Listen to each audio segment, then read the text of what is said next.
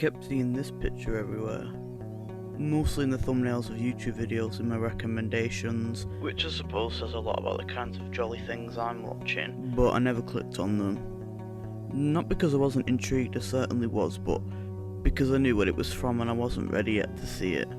It's number 91 on IMDb's greatest films of all time, sitting between Once Upon a Time in America and Return of the Jedi. In both Western media and Russian, this movie is highly regarded, and as a history nerd on top of that, it would have been nearly impossible not to have heard of it. I've noticed that I keep circling back to the Second World War, or considering we're discussing Come and See, set in the Soviet Union, the Great Patriotic War, but if there's anything I've learned in the last 16 years of researching this war, is that it would be impossible to ever truly grasp the vastness of Nazi atrocity. Every time I think, I must know it all by now, I find out about something else that's equally as soul-destroying and devastating as the last, that I can't believe has never crossed my path before. Come and See is the most recent example of that. The plot focuses on the German occupation of Belarusia, from the perspective of Belarusian teenager Fyodor, who, much to the distress of his mother, joins a partisan unit. This happens right at the start of the film, and from then on, nothing but horror and misery follows. It's hard not to be shocked by the violence and cruelty inflicted on the human populace, and very gleefully by the Germans. Seeing the setting for this tragedy left me feeling shaken and ill. When indulging in or learning about Slavic culture, whether in the folklore or the nostalgic or TikToks made by Slavs and Eastern Europeans reminiscing about summers spent with their babushka at the dacha, it seems that this represents a place of love, joy, freedom and childhood. To see it be the arena of such brutality seems somehow infinitely more evil and inhuman. These scumbags took such pride in it, it's unforgivable. The time-old excuse of I was just following orders becomes even more redundant when you see the pure delight on some of their smug little faces. I just can't stop thinking about it. All those people, all that history, gone.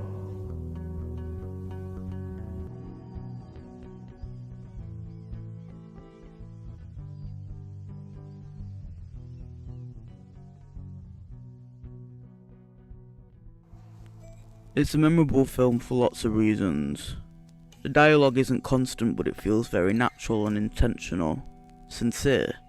It's one of those movies that comes across as feverish. Just as I started to type about how surreal everything felt, I realised it is in the genre of surrealism, so props to Ilham Kulimov, I suppose.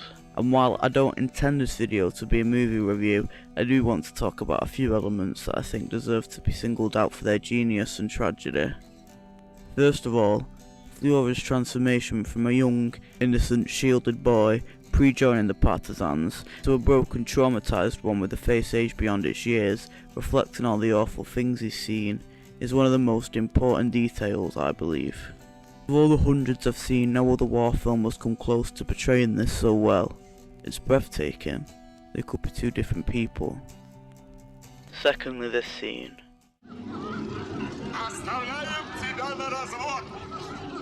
Бабуля, ты нам еще нарожаешь!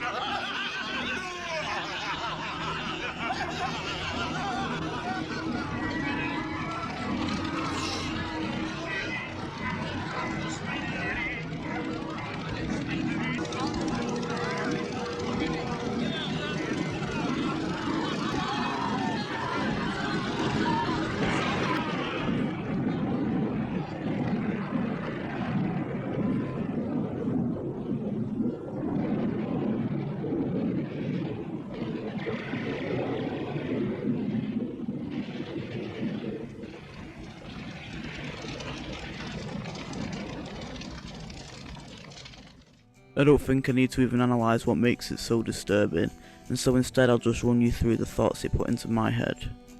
While I could acknowledge that this is just an actor, knowing the callousness of the Nazis made that difficult, one could see that and think, well, perhaps there is some comfort in knowing that her being so oblivious could come with an element of peace for her, but then the reality of the isolation, the slow death, the discomfort and an ability to protect herself sets in. Despite their cruelty, she smiles at them as they run away, and nothing could better portray her vulnerability than that. In her bed, alone, surrounded by the destruction of the home she was probably born in, raised her children in, grandchildren, No family left to speak of. All of the memories and loved ones up in flames. Her neighbours gone, everything gone, and she has no concept of why. The anxiety and loneliness would be surely impossible to fend off. How too could she ever protect herself from the next wave of SS scum that came through? So many terrifying elements to consider. To be so vulnerable is to have to trust whoever comes along. The next one isn't so depressing.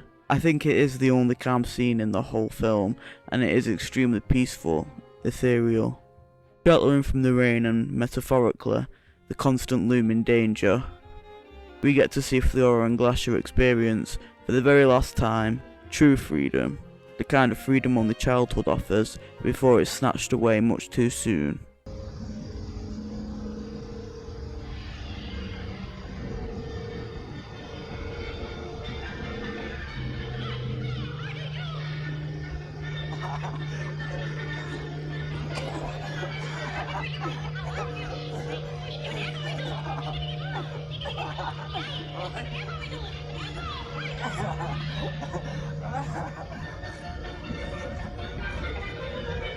If that scene was isolated and I saw it with no context, I would think it incredibly beautiful.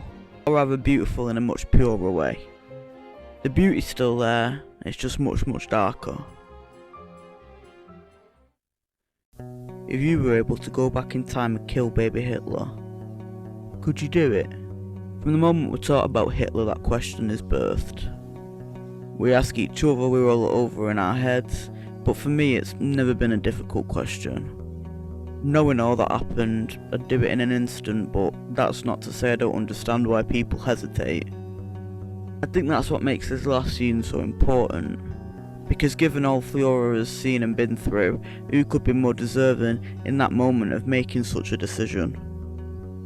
No matter what choice he made, were he able to, who could judge him either way? Was he able to keep his inner Hitler dead and buried, or did he give way to it? I'm not sure it's even comparable. It's difficult not to feel like even as a baby, before he'd done all those incomprehensibly evil things, he deserved it.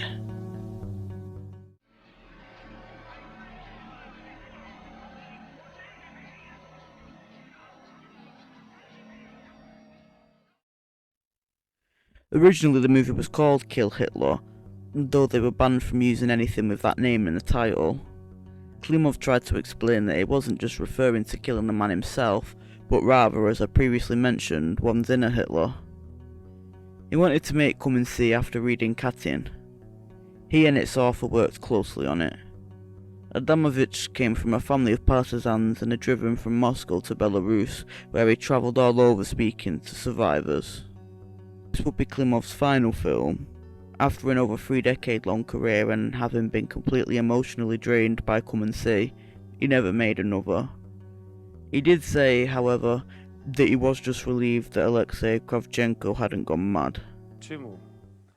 Потому что в главной роли уже был выбран Алеша Кравченко, вот этот замечательный парень, которому было 13 лет. И он вообще в кино первый раз. Вот. И потому что когда у актера есть мастерство, он этим мастерством защищен.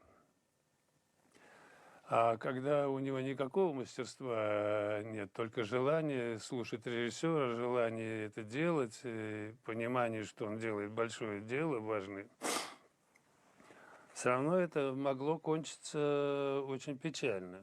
Просто печально. Психушкой могло кончиться, потому что там много состояний, когда даже не когда там по болоту, а они тонут в болоте, когда над головой пули настоящие летят. Вот так вот шли из пулемета пули. Но самое страшное для него, он потом сознался, это были сцены, когда вот в этом церкви-амбаре деревенском, деревянном, куда загнали всю деревню, потом сжигают людей. Вот, и когда там что-то страшное было вот в этом амбаре, он мне потом говорил: Илья Германович, я чуть не сошел с ума. Я чуть не сошел с ума. Ilham Klimov died on the 26th of October 2003, and Ales Adamovich died on the 26th of January 1994. Come and See remains one of the most important pieces of media depicting Nazi war crimes. It continues to educate countless generations from all over the world who would otherwise have no idea of what happened in Belarus. This way, they will be remembered forever.